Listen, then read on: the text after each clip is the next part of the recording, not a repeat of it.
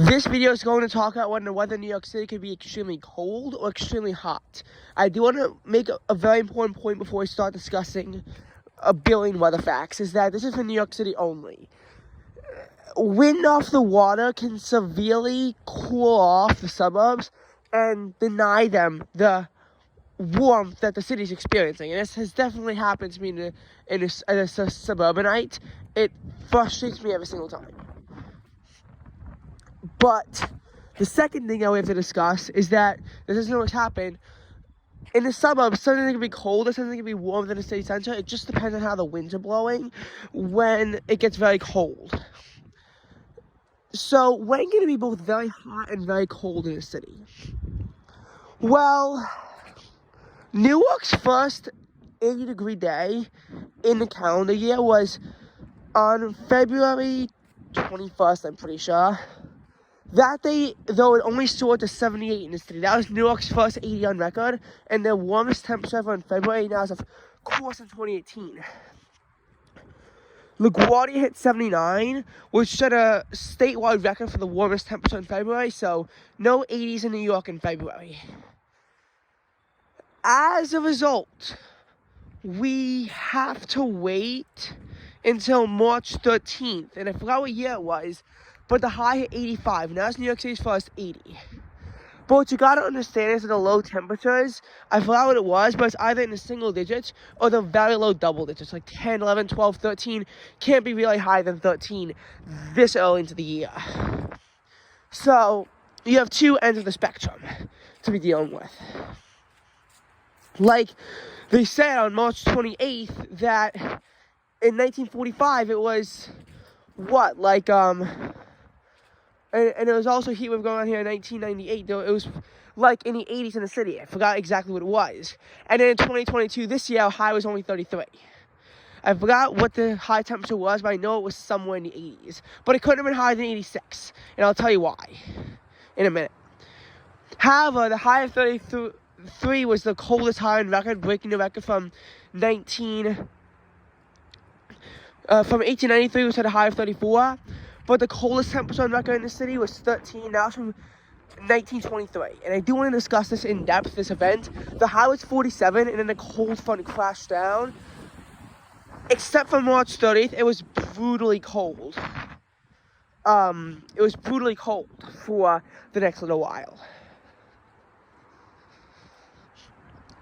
It felt like winter, especially at night. But even though the day it felt like winter, despite being late March and into early April, it finally lifted on April 2nd. So April 2nd was warmer than what it had been before. So it can be both very warm and very cold. We've 80 degrees, 80, I think it was maybe like 84 on March 28th, 1945. Because again, it can get warm and balmy, but it can also be cold. March 29th, 1945 had a high of 86, and so did March 31st, 1998. Meanwhile, the highs were 32 and 34 back in 1923 on those days, with lows of 10 and 14. April 1st dawned with a low of 12 degrees. Wind chills were -5. That is brutally cold, the coldest in April in the city on record. But the high then recovered to 36 that afternoon.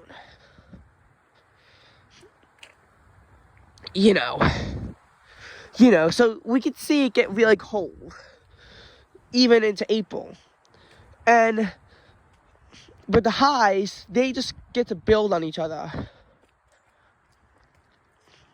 In 2021, we experienced March 26th have record warmth at 82 degrees. But this was not the warmest the city had ever gone in March. The city, although it was the first time in 23 years that the city got to the 80s in March. Since, again, that March 1998 heat wave. It wasn't really a heat wave. The earliest official heat wave we saw was in April. But by that point, it really lacks the ability to be brutally cold. Because the last sub-freezing high in the first 90s were on the same day, April 7th. 1982 had a low of 21 and a high of 30 in the aftermath of a blizzard that dumped 9.6 inches of snow upon the city. It was also very windy, so wind chills were close to zero, and they didn't really rise that much during the day, if you will. Meanwhile, in 2010, while it dawned at only 56 degrees, the high shot up to 92, which made it the last date with a high stuck below freezing and the first date with a high in the 90s occurred on the same day, April 7th. But it's very different. So what a difference that 28 years can make, right? But once you get past that point, really the days, they just stop getting so brutally cold after this point. You know, records begin to go into the 20s and then into the 30s.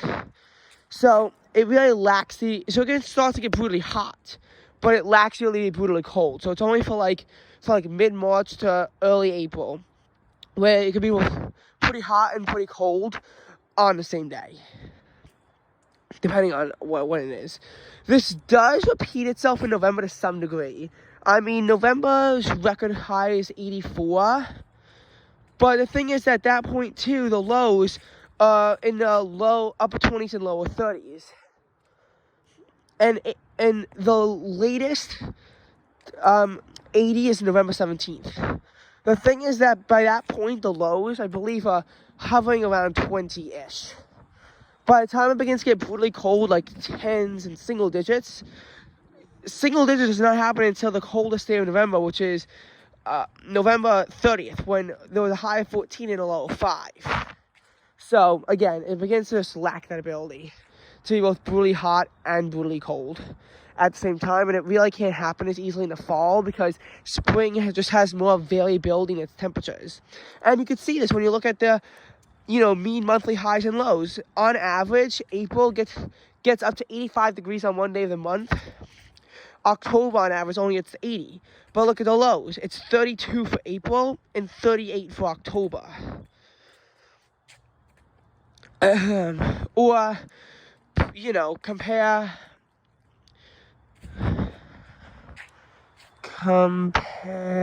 what was I going to say? I forgot my other comparison, but, the comparisons of month to month do mean that on average, you're going to have an easier time in the springtime, and it's because you have more sunlight. So even though naturally it's colder, it has the ability to warm up easier.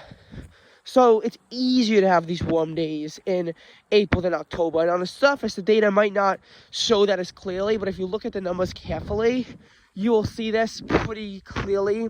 Also, I am freezing.